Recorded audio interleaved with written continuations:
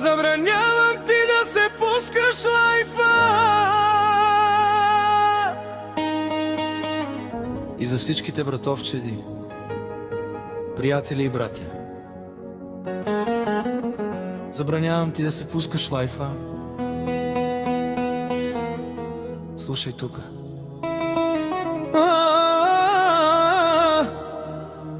Забранявам да си пускаш лайф, Пенке. Слушай ме, щото аз не разрешавам. Всеки ден си там на екрана, тука в къщи огън няма.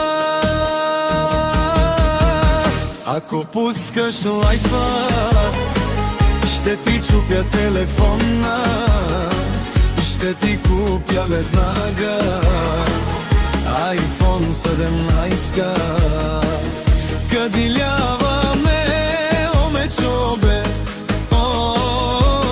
ма те дара ромния, омечо будило. Няма вече лайфове за тебе. Забранявам ти, Пенке.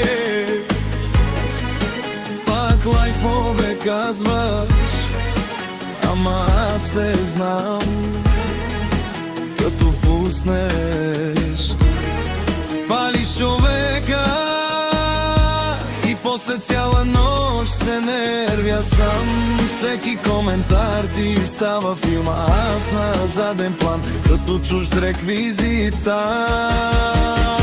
Ако пускаш лайфа, ще ти чупя телефона и ще ти купя веднага iPhone 17. Кадиляваме, омечо бе, ма те дара ромния, омечо будило. Няма вече лайфове за тебе. И забранявам ти в чужди лайфове да не влизаш. Цял ден в някакви лайфове, а тука кой да чисти? Казвам ти го сладко, ама твърдо, щом си моя, тогава гледай мене. Не е трудно. Ако пускаш лайфа, ще ти чупя телефона и ще ти купя веднага iPhone 17. Кадиляваме, омечо бе, ма те дара ромие, омечо будило. Няма вече лайфове за тебе.